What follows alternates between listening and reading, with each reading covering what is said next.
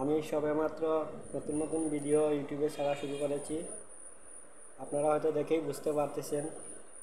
আমার হঠাৎ করে একটা কথা মনে পড়লো যে আমাদের ভিউয়ার্সদের সাথে এটা শেয়ার করা যাক যে জীবনে এমনও বস্তু আছে যেটা হারিয়ে গেলে আনন্দ পাওয়া যায়। আপনারা হয়তো বা ভাবছেন এমন কি বস্তু আছে যেটা হারালে আনন্দ পায়।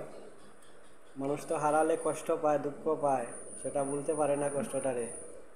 আর আমি আপনাদের সম্মুখে বলতেছি যে যদি কোনো কিছু হারানো হয় সেটার মধ্যে আনন্দ আছে।